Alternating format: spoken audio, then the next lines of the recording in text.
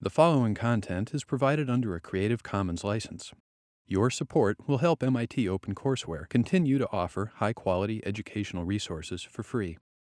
To make a donation or view additional materials from hundreds of MIT courses, visit MIT OpenCourseware at ocw.mit.edu.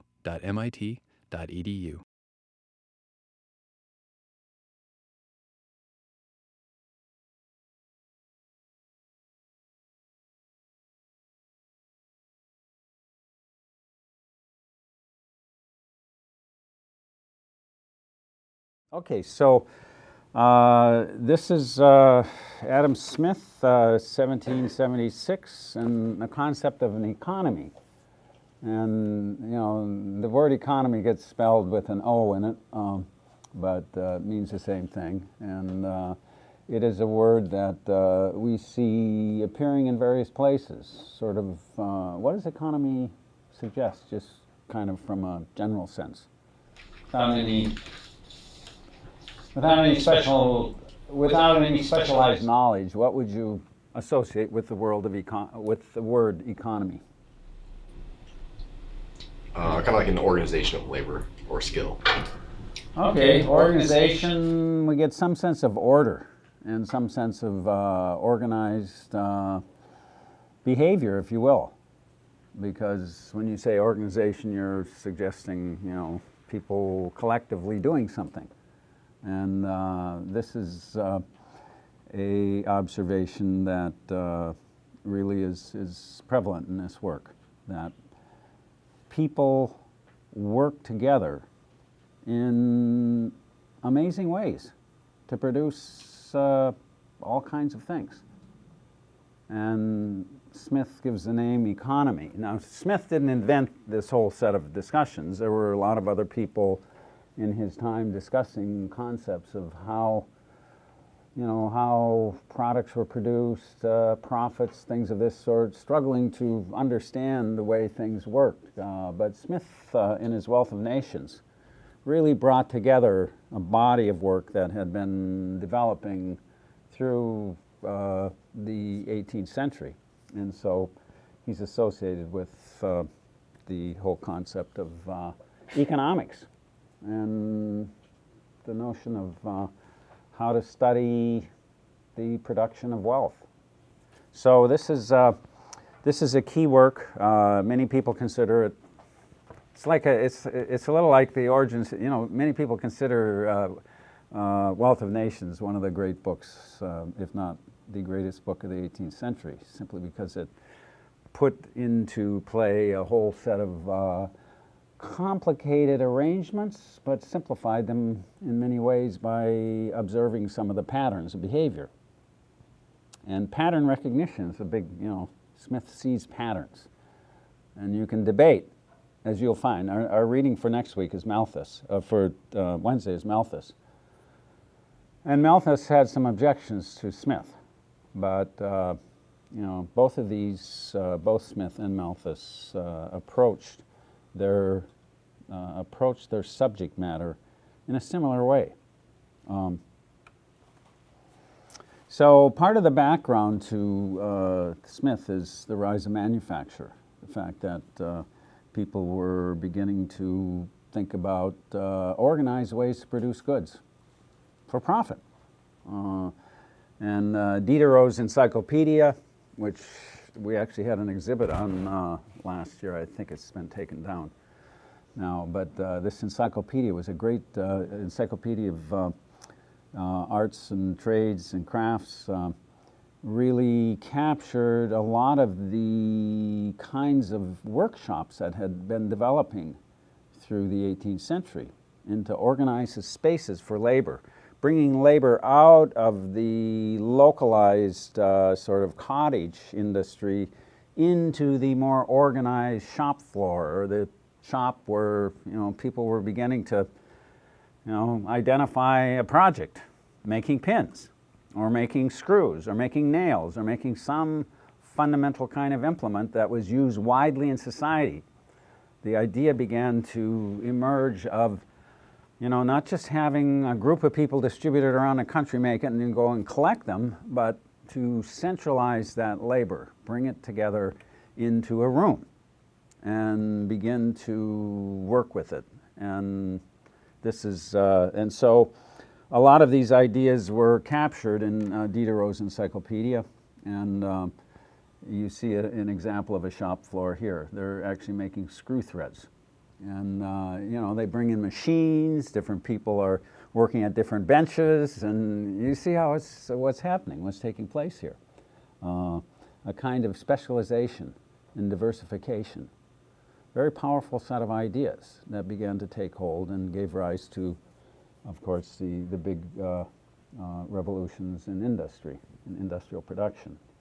So this sort of development of a whole series of interactions and markets and specialized production and so forth began to be seen as some kind of organism, if you will, or organic, or a system, a complex system we would call it today. They didn't have that term then. And so, you know, it really was a tremendous innovation because it created great wealth, new wealth. Wealth on the part of people who were entrepreneurs, not just, you know, wealth because, you know, you were the feudal lord or you were somebody higher, very high in the inherited aristocracy, but wealth through production of goods that in turn generated income and funds and for more production. So this was a big deal and a major part of the background to Smith and his Wealth of Nations. And of course the title of the book, Wealth of Nations, the notion that whole nations are involved. This is something of national scale, something of vast scale, huge, much bigger than any sort of single local setting. It's sort of a network of things. Okay, so I sent you this just because I wanted to capture this. I sent this in your slides so that you could get the key. You know, I'm not going to read the whole thing, but he goes through the whole process of producing pins. And as he says, you know, a single person doing all these different steps to make pins would be lucky to, you know, make a few in a day. Whereas if you get a group of people to specialize in the various steps of pin making and identify, rationalize those steps, decide what has to be done for each, you can vastly increase the production.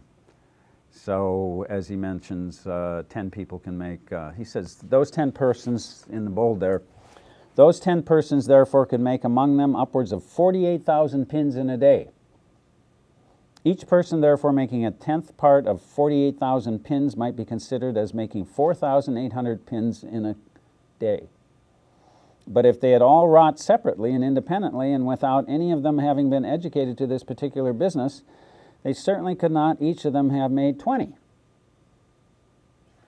So this magnification of labor is very impressive. And you know, people, I mean, this isn't like this is an old way of thinking, we don't do this anymore. I mean, we still think about labor in these terms. We still think about how to, you know, divide steps of production of everything from food to implements. We are still in this business of trying to rationalize labor and understand how to make it more and more effective and more productive. Productivity is a big deal. I mean, the economists today still study it. So this is an idea that emerged in the Wealth of Nations, and as we don't want to make Smith into the inventor of all these ideas. He was a collector of ideas, a person who synthesized a lot of work of many, many people thinking, but he put it all together in a book. One of the things that happens with this too is that when you divide up labor and you're able to increase manufacture, the manufacturer kind of bootstraps itself, because for every nail you make, you can build a better house, which you can, you know, have better construction practices. Like, for example, I heard this story that who made the first lathe? because you need the proper grinders and rotors and all that. So what they did is they made it by hand, and they made the worst lathe they could, and they used that lathe to make all the new parts for the next lathe, and they kept bootstrapping that until they have the extremely fine-tuned high-performance lathes that we have today. And the same goes for nails and houses and buildings and whatever. You're absolutely right. It's back to this workshop floor. You know, when you have a bunch of people sitting, labor together, you know, they not only get better at what they're doing, but they talk to each other, and they interact, and they come up with new ways of doing stuff. And if they're all kind of in it for some kind of self-gain, you know, that's an ideal setting for innovation. Getting people together, getting them thinking about it, getting them focused on the tasks, and talking about how do you do it better. So, why does specialization work? In Smith's view, it can be traced to three different factors. One is, of course, increased dexterity. What does he mean by that? Increased dexterity. You just get better at what you're doing. If you do the same thing 100 times, you're going to be better at it. Yeah. He says those little boys, he used another example of those little boys making nails. And he says, you know, these kids could, you know, together, if they worked, they could make a couple of thousand of them a piece. And, you know, and they're really, really good at what they do. They do one thing. What's the problem with that? You get pretty tedious, right? Just doing the same thing over and over and over and over again. You know, and the early factory system was pretty brutal. I mean, Smith paints a very robust picture of it, and rightly so. I mean, he's sort of looking at it from the large scale. He's taking the kind of Cleanthes look, you know, look at this great labor thing. But when you get down to the details, you know, some of these early labor organizations were pretty brutal, and child labor and all these things. So, you know, there's a big social cost here that, you know, we have to keep aware of. But yes, increased dexterity. The more you do something, the better and better you get at it, the more of a master you become at it. And, you know, this holds for practically every kind of human endeavor we can think of, even in the arts. Not just even in the arts, you know, to become a great cellist, it takes a lot of time, many, many thousands of hours. And to become a great laboratory researcher, you know, in the state of the art, it's going to be the same thing. Whatever the human endeavor is, it's going to take a tremendous amount of input on the part of the individual. But that input has an impact in increasing the capacity in the performance. So yeah, increased dexterity. Time savings. Traces the second factor, the time savings. How does time savings, what's he talking about here? Charles? So like if you didn't divide your labor and one person had to do several steps or all of the steps, and after doing the first step he had to go figure out the second step, or like go work on the second step, and so like until the last step. And so like the example he provides is of more or less a farmer. Like it's by necessity that he has to do all the steps like of like harvesting and planting, but that's only possible because it's seasonal and he's not doing all of those at once, right? And so if you specialize, you can save time, transportation, or just like figuring things out, and also like you would have less dexterity if you did more things. Yeah, it's basically the old problem of shifting tasks. I mean, not too many people shift seamlessly from one task to another. There's always a cost as you reset and refocus. And if you're continually doing that, there's a lot of time absorbed just in the transition periods. And finally, the third he mentions is innovation. What does he mean by innovation? I guess we sort of mentioned it. Yeah, kind of like what you said earlier, just if you're doing the same task over and over, you're always going to be looking like, hey, how can I make this better? So like the example with the guy with the kid with the fire engine. Yeah. He wants to go play with his friend, so he figures, hey, I can just tie a string and it'll do my job. Yeah. This is that's a cute example. It's said to be apocryphal by some people, but the point is, people make innovation. They do all kinds of things. I mean, you must have all worked in places where, you were doing something at one time and you suddenly thought, gee, if I do this, it's going to be that much easier. I mean, you're always trying to save your labor. Labor's hard. So if you can figure out some way to cut a corner, you do it. So, yeah, he's got a very charming example here. Whoever has been much accustomed to visit such manufacturers must frequently have been shown very pretty machines, which were the inventions of such workmen in order to facilitate and quicken their own particular part of the work. So that goes back to that lathe shop that I showed you from Diderot. Lots and lots of machines were being invented to, increase labor. Looms and things of that sort were being, more and more developed that could be driven by water power and then steam power and so forth. These sort of automatic mechanisms that could actually carry out all these tasks.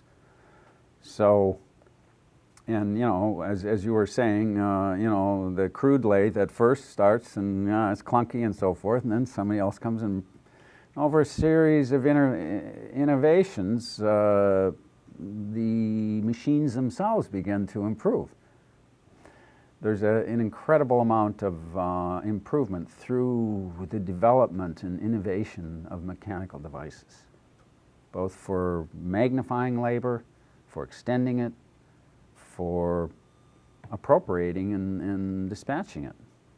So yeah, so he says, in the first fire engines, a boy was constantly employed to open and shut alternately the communication between the boiler and the cylinder according to the piston, as the piston either ascended or descended. One of those boys who loved to play with his companions observed that by tying a string from the handle of the valve which opened this communication to another part of the machine, the valve would open and shut without his assistance and leave him at liberty to divert himself with his playfellows. One of the greatest improvements that has been made upon this machine since it was first invented was in this manner the discovery of a boy who wanted to save his own labor. And it sort of throws me back to thinking, Hume and the great shipbuilder and those massive, beautiful ships that they built to, ply the seas and trade, those schooners and so forth. Well, they did many, many things, including many terrible things. But the workmanship of these vast, complicated ships was incredible, but it was probably wasn't probably the product of some grand designer who said, oh, I shall build this great ship. A lot of just people, everyday people who, were skilled and very good at what they did and added something to the whole. This whole complex organism of a ship emerged. So, again, there's a new understanding of labor, the possibilities of labor as being more than just kind of iterative, the same old thing over and over. Labor is something that works in interesting channels and collects and produces things. And, the product, sometimes we think too much of the great genius doing the, labor, the genius, the collective genius of many, many people working on an art or on a type of production is very, very powerful, very amazing. I always, of course, I'm in biology. Does specialization work in biology? This is just a cute little evolutionary question here. Do organisms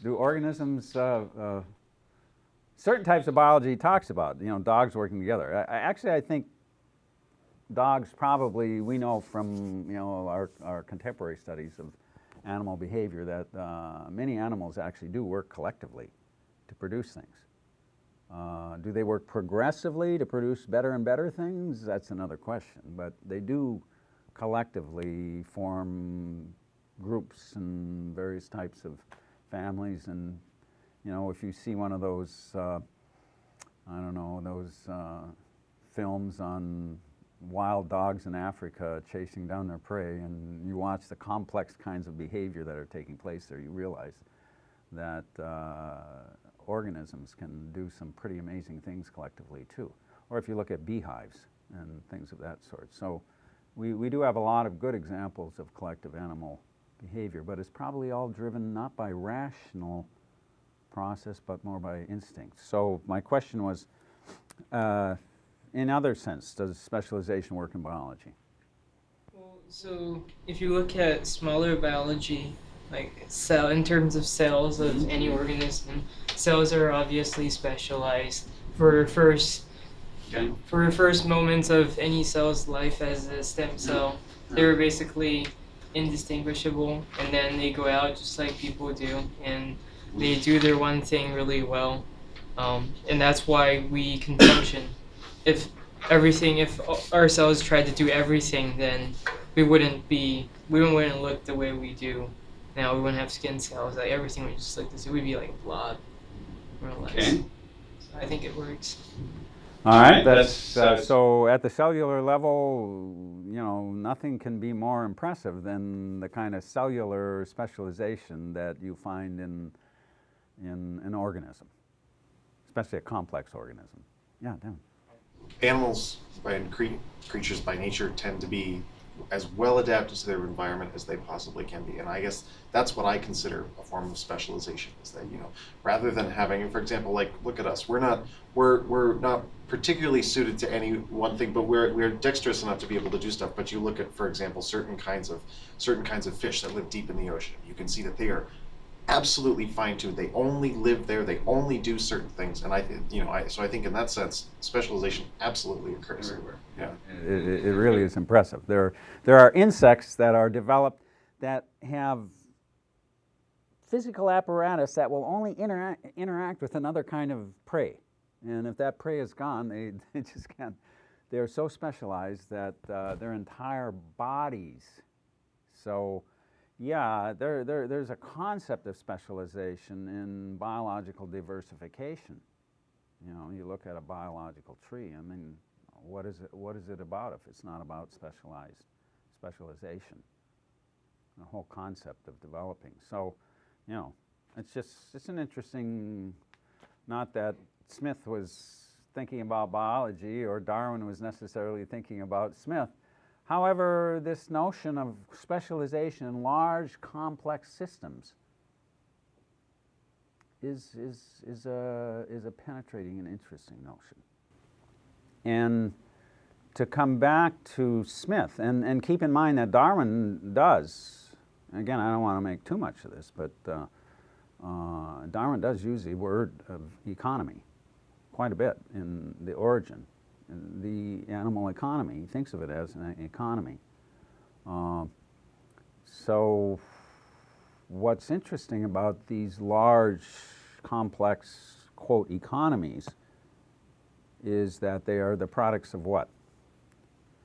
Who made them? How do they come into existence? What is their method of origin? How do they emerge? Let's see, who else can say something here? Elisha. I guess it's just sort of the natural system. The system sort of naturally tends to form an economy. Okay. You know, as specialization occurs, they get more and more efficient. So. Okay. Elisha, what drives this? You know, what motivation, human motivation, drives this specialization?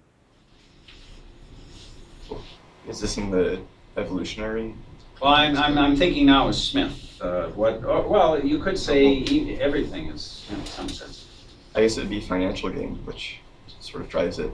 Okay, in the economy, the financial, or at least finance being a metaphor for the ability to sustain yourself. Yeah. So everybody is involved in some way or another because Well, he says his famous invisible hand argument, every individual necessarily labors to render the annual revenue of the society as great as he can. He generally, indeed, neither intends to promote the public interest nor knows how much he is promoting it. He intends only his own gain, and he is thus, as in many other cases, led by an invisible hand to promote an end which was no part of his intention. These are non-intended systems. I personally found the idea of the invisible hand very interesting. Just the thought that having a self-preserving mentality would in itself be good for society. And then you think about how, you know, when people go too far with that, like you have businesses who their first and foremost goal is to make a profit and it can be at the expense of others. Yeah. And at some point it can hurt the economy.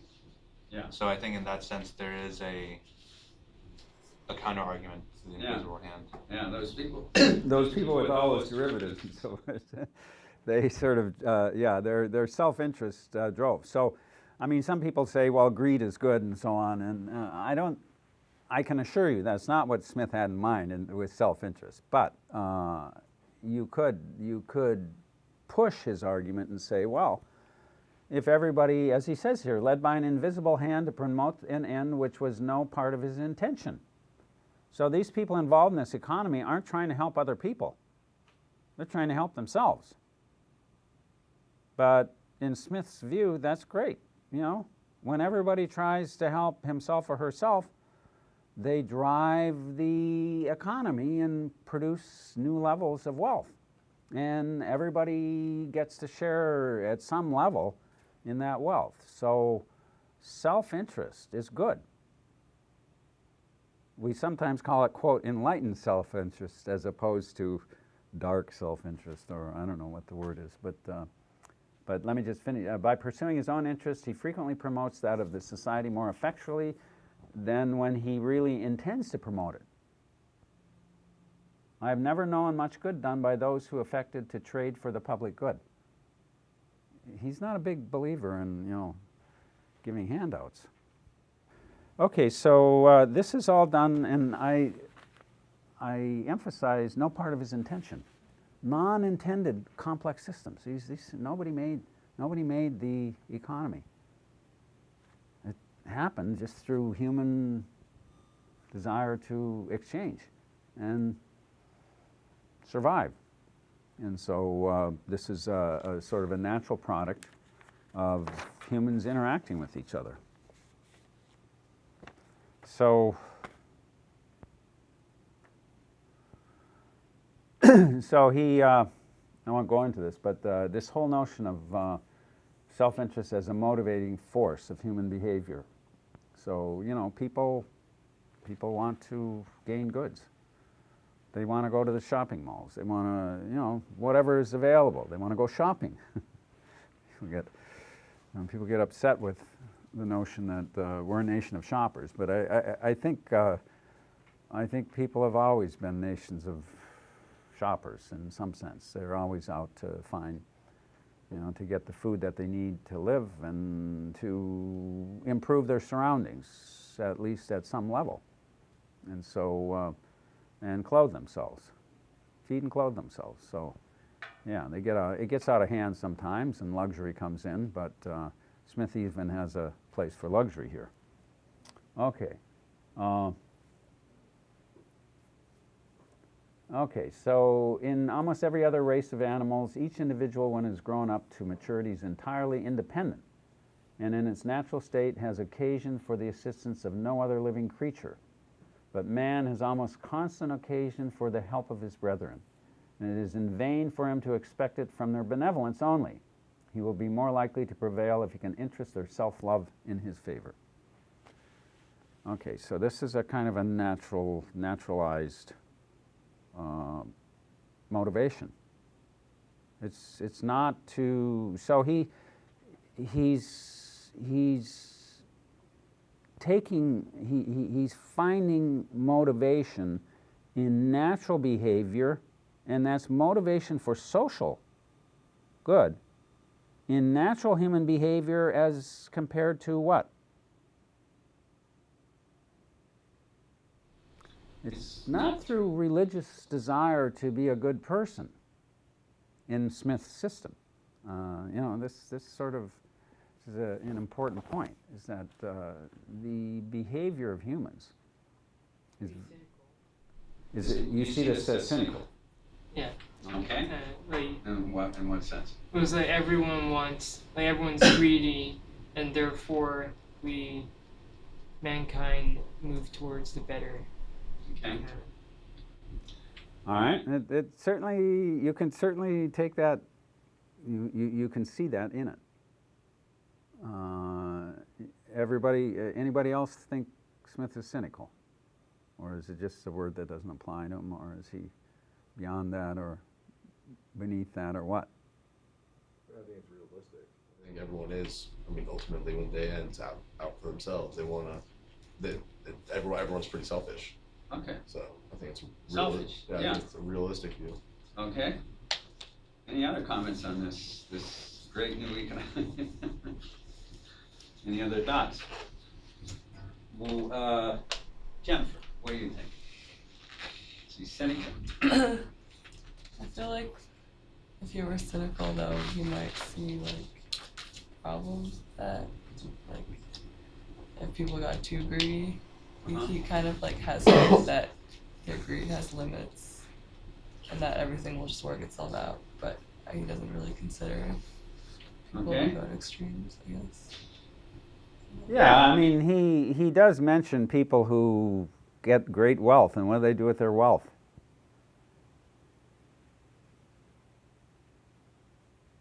They like share it, like They spend it on stuff. And somebody has to make the stuff. So in Smith's kind of, as you said, I think the phrase you use, it will sort itself out. I think it's very much, Smith is very much that, you know, of that mentality. Things sort themselves out. And without these drives in the economy, you wouldn't have the growth in wealth. So yeah, there's an element of cynicism in it, but there's also a concept here, the production of wealth, that the collective whole shares at some level. And yeah, some people get a lot more than other people, but then they spend it in dumb ways, or they go buy baubles, or they do whatever they do with it, and it ultimately gets back into the economy. Whether that's, I mean, somebody might say that's too idealized. It's really Panglossian. You know, Smith is a kind of a Panglossian thinker, because he thinks that, you know, all is for the best. I mean, this is a system in which all is for the best, isn't it? Sort of. But it's kind of the opposite of Pangloss. Like, it's like the same but different in like how Pangloss says, like, every person's individual's misfortune is for the public, the greater good of the public. But then in Smith, it's more like every person's fortune is for the better of, like, general public, because everyone and everyone advancing and improving their own condition, like society moves forward. Kind of, it's like that's like difference, I think. Well, I think it was a point that was not lost on people, that, you know, yeah, this is pretty self-oriented, self-interest. It's a big deal here, and this is kind of throwing out human ethical behavior, or turning it on its head. Because, you know, ethical behavior, you know, what is, I mean, we're supposed to treat our fellow person as we want him or her to treat us. So this ethical behavior that motivates, or we think motivates, important things in society, it's not the main focus of Smith by any means. Yeah. In the last part that we read, book 3, he does warn against it. I have a quote. It says, "All for ourselves and nothing for other people seems in every age of the world to have the vile maxim of the masters of mankind." And I kind of just thought that was a really important idea. Even though he says this system is pretty much perfect and everything should work out, there are going to be faults regardless because people aren't perfect. Okay. Yeah, he is aware of these other sides to things. And, you know, deep in the book there are all kinds of observations that he makes on people suffering through labor cycles where, you know, they can't find work, and, you know, there is suffering in the system. People in the highlands, women in the highlands with large families of which only a few children survive, you know, there definitely are costs. But when you stand back and you look, the economy itself has done more good than evil as a whole, because it has provided a growth. And there is this notion, we mentioned this notion of progress, theory of progress. He says, "It is a great multiplication of the productions of all the different arts in consequence of the division of labor which occasions in a well-governed society that universal opulence which extends itself to the lowest ranks of the people." The word progress occurs over 100 times in this book.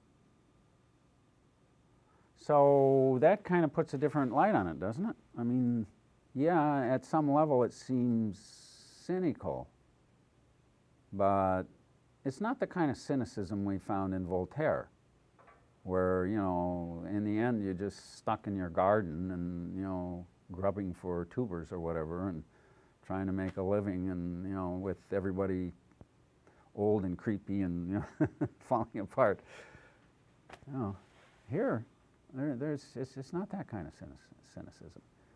In fact, the larger idea here is collectively, you know, we produce something more for everybody. You can argue about whether this actually works or not, but certainly at the core of this idea is the notion that humans are, you know, enjoying the benefits of progress. Do you think this is a fiction, or how do you feel about that? I mean, I think it kind of goes back to the same thing with, like, back in the pin factory when all the people are there, they're like improving themselves, but they're also talking amongst themselves, and that talking creates new ideas about, oh, maybe we can like make this new thing or this new thing. So I think by the division of labor, it does kind of give rise to progress, because people are always thinking, bouncing ideas off each other, and therefore new things going on. Yeah, so the notion of progress is, you know, it's an abstract idea, but we certainly feel it, don't we? I mean, we don't live in the same circumstances now. Well, we have to be careful here, because obviously there are many people in the world for whom progress has not been, you know, a big factor.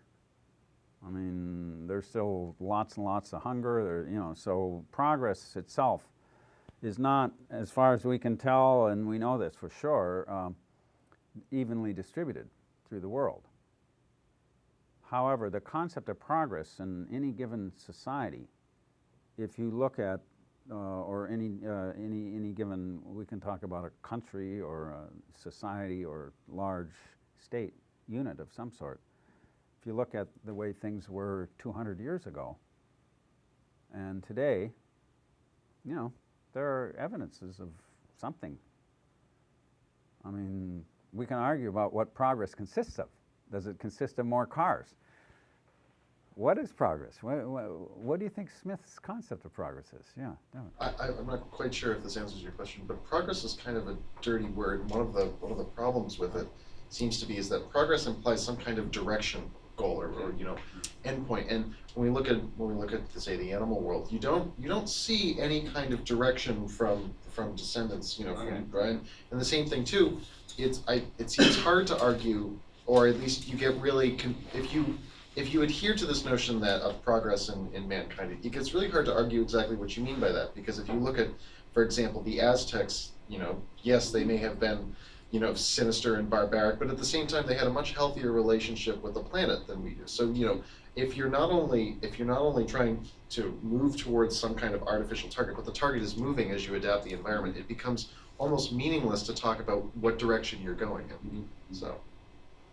Yeah, it certainly is a much more complicated concept than we like to think when we just toss the word out and say, oh yeah, we're devoted to progress.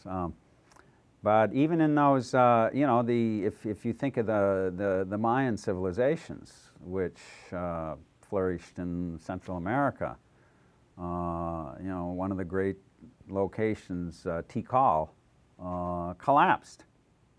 Nobody quite knows why this vast array of people specialized who built these incredible buildings and canals and all sorts of irrigation system and everything, and it collapsed long before the Europeans went to Central America. And one theory is that they just exhausted the surrounding areas. So it's probably true that humans have been doing this sort of thing for many, many years. They build up to a certain point, so there's a kind of a localized historical period of progress where, everything gets better and better, and then collapse, boom. And then, the civilization is, maybe that happened, and that has probably happened. Do you have another? Oh, what you were just saying kind of made me think about maybe there's like some sort of conservation of progress. So maybe over a long period of time humans have progressed, but that's also at the cost more possibilities for every individual now compared to back when the kings of an older age. All these possibilities, this increase in possibilities for us to do different things also is an increase in possibility for us to damage things. And so right, maybe one. That's true. Yeah. We have powers now that very few people had before, and how do we use them? We conduct wars and we blow each other up and we do all kinds of weird things. So these greater capacities of the modern world have not necessarily delivered a unalloyed progress. There are people who would argue, with some reason, that Wordsworth's ability to sit on the hillside and contemplate this ruined abbey and the little puffs of smoke coming from the cottages down below was a richer form of life and existence than somebody sitting in a basement playing, World of Warcraft or something. I mean, we do different sorts of things with our progress, and not all of them necessarily deliver a state of enriched being. And it could be argued that major industrial countries haven't achieved the kind of mental satisfaction, emotional satisfaction that one would have thought they should have, with having so many of their material wants satisfied. So progress is a very elusive concept. But for Smith, we're back here in the 1700s. And as he looks across and as he looks at the potential of this growth and economical development, he rightly sees, incredible promise. And part of it is not just in things that people can buy and the baubles that they can own, but he also traces to this whole development the rise of towns and all these other things. What are some of the things that he suggests these economies deliver to their respective countries? What are some of the benefits? What are some of the political benefits?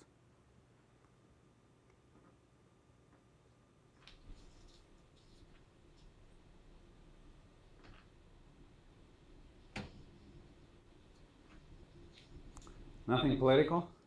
I mean, this was a major part of his last section of the book here. This whole notion that as economies develop, more people have more resources. And what happens when more people have more resources? More specialization. Well, specialization delivers it, so forth, but, you know, what do they do with those resources, and how does this change their societies? Well, they become dependent on those resources. They definitely become, you know, they become part of their level of expectations. What kinds of expectations do people with more resources develop? When you have that many resources and that many people, there's more of a need to be collective, so you see the development of markets, which are really, towns are not really just places to live, but places to conduct commerce. Like, you know, if you look at a lot of even like medieval towns, you know, like in Florence or Italy or wherever, the town is always centered around the piazza or the town square where all of the transactions took place. Absolutely true. And these towns developed cadres of people who were wealthier than when they were dependent serfs on the laird's land. They develop independence. Townspeople are, you know, this is not only the place where, I mean, it's not always orderly, but the notion Smith has is as these markets developed and these towns developed around them, they developed a need for order and some level of organization. And through that organization, a sharing of power may be too grand a word, but a sharing of the say of how things should be conducted. So these towns began to offer an alternative to, you know, being stuck on the land someplace and working for the Lord. And they became centers of political growth, if you will. And when I say growth, I mean development. So he says there are three great improvements. One is that these towns stimulated production. So in these towns, as people collected together, there were more opportunities and more people got involved with, you know, producing. So towns were a direct stimulation of production itself.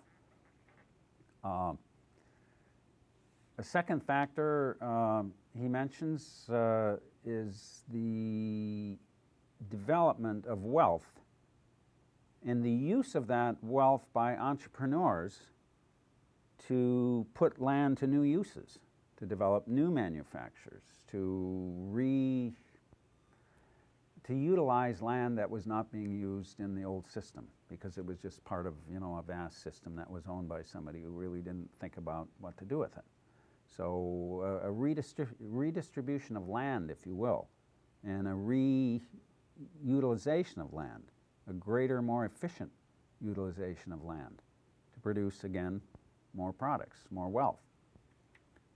And then finally, the third is under this expansion, the third improvement is to improve order and good government. This may be, and the liberty and security of individuals. So in these towns, another level of security, another level of sort of liberty, the ability to do things on your own. So again, you know, this kind of, you don't think of medieval towns as being particularly, you know, liberal places where you could do whatever you wanted. On the other hand, the comparison out in the countryside, it was pretty much every person, you know, was pretty wild out in the countryside. Countrysides were not well. So you know, these commercial centers did develop more government, more distribution of liberty, and greater sources of wealth.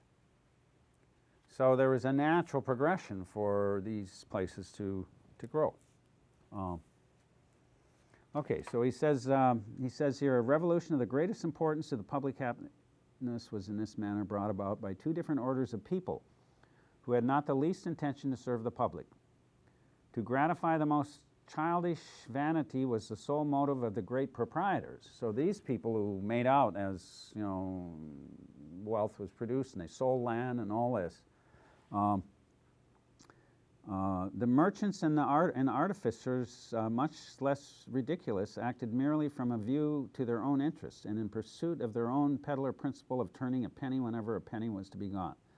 Neither of them had either knowledge or foresight of the great revolution which the folly of the one and the industry of the other was gradually bringing about. So this shift in the social order from a kind of a feudal order of landholders and people living on them to a new town-centered, market-centered order in which there was wealth being produced and so forth.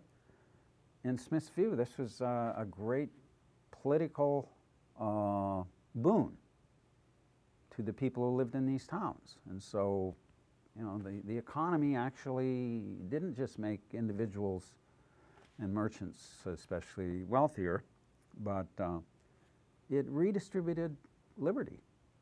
It extended liberty in new ways to people who had never had it before.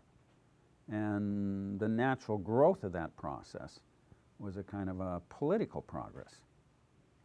Now, we can debate whether that was really what was happening, but that's pretty much Adam Smith's view of what the importance of these economies were. So he says it is thus that through the greater part of Europe, the commerce and manufactures of cities, instead of being the effect, have been the cause and occasion of the improvement and cultivation of the country. A very important point. It's that process that improved the country. It's not that the country improved and then it could do more manufacture and more. So he sees it as a causal agent in the growth of human liberty and, you know, new levels of freedom and capacity that people never had before. This can be overdone. We know that the 18th century cities, you know, and as well as the 19th century cities, London was, you know, pretty much it was a place of great, you know, masses of people. And it is true, there were lots and lots of people who were, whose lives were incredibly better than they had been a century before. But we only have to read someone like Charles Dickens to know that, you know, it was pretty grim for a lot of poor people in the laboring classes themselves. Although there was a level of wealth that made it possible for them to live, did not necessarily live very well. And many of them were stuck in these manufacturing towns. So the manufacturing towns themselves, this is a painting here by J.M.W. Turner, a 19th century artist, very fine artist actually, of a place called Dudley. But you know, it's kind of got a nice ethereal feeling to it. But underneath, well, some of this was probably smoke and grime, and you know, the streets of many of these towns were not very, very attractive. But it's all relative, and compared to living, you know, as a indentured servant or living, you know, or starving in the countryside when things weren't going well, many of these towns offered a whole new level of security. Why do people go to cities? Why do people go to towns? Why do people leave the land and go? Wordsworth would say, "You idiots, come back. But they go because life is better. There's an improvement in life. Why are the people in China moving into the big China, into the cities? It's, why have people from America moved into the great cities? Why are they still doing this? Because there are more resources, there are more possibilities and more potential. And yes, more freedom. So, we don't need to glamorize this view too much because, it was pretty grimy. But the fundamental concept here of these economies generating wealth and extending that wealth to wider and wider circles of people is a very powerful principle that Adam Smith captured.